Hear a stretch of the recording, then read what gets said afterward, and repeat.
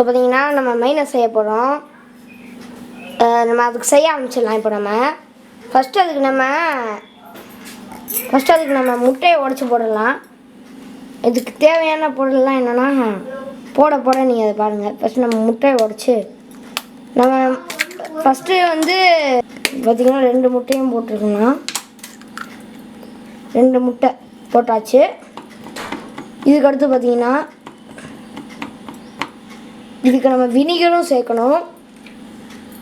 அதுக்கு முன்னாடி நம்ம பூண்டு பல் 3 பூண்டு பல்லா 4 5 பூண்டு பல் சேர்த்துக்கலாம். ஸோ பார்த்திங்கன்னா இப்போ வந்து நம்ம மிளகு போட்டுக்கலாம். நீங்கள் பெப்பராக போட்டால் கூட ஓகே. பெப்பராவா 2 ஒன்று அதான் மிளகு தூளாக போட்டால் இன்னும் போடலாம். ஸோ அடுத்தது பார்த்திங்கன்னா நம்ம வினிகரை ஊற்ற போகிறோம். ஸோ பார்த்திங்கன்னா இப்போ உப்பையும் சேர்த்துக்கலாம். உப்பு சேர்த்தாச்சு. அதுக்கடுத்தது நம்ம சுகர் 1 ஸ்பூன் சேர்த்துக்கலாம். மைனஸ் டேஸ்ட்டாக வரும்னு நினைக்கிறேன்.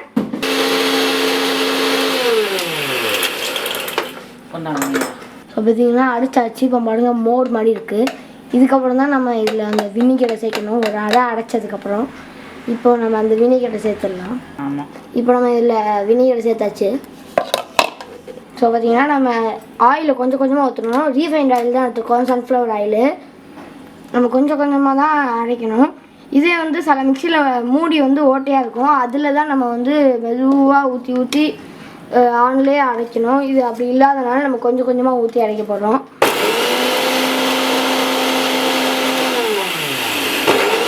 யாருக்கம்லேயே மிக்ஸ் பண்ணதில் எண்ணெயை ஊற்றணும். மிக்சியை மூடணும்.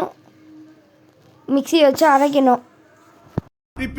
எண்ணெய் ஊற்றணும், க்ளோஸ் பண்ணணும், அரைக்கணும். எண்ணெய் ஊற்றணும், க்ளோஸ் பண்ணணும், அரைக்கணும். எண்ணெய் ஊற்றணும், க்ளோஸ் பண்ணணும், அரைக்கணும். ஸோ பார்த்தீங்கன்னா நம்மளோட மைனஸ் ரெடி ஆயிடுச்சு. 1 ஸ்பூன் எடுங்க. ஓகே, கரெக்டான கன்சிஸ்டன்சி வந்துடுச்சு. பாருங்கள், நல்லா சூப்பராக வந்திருக்கு. இதை வச்சு நம்ம எதுக்குனாலும் யூஸ் பண்ணிக்கலாம். சிக்கனுக்கு யூஸ் பண்ணிக்கலாம், ஷவர்மாவுக்கு யூஸ் பண்ணிக்கலாம். அது பேர் பார்த்தீங்கன்னா அது என்ன ஷவர்மா மைனஸ் தான் நம்ம செஞ்சுருக்குது.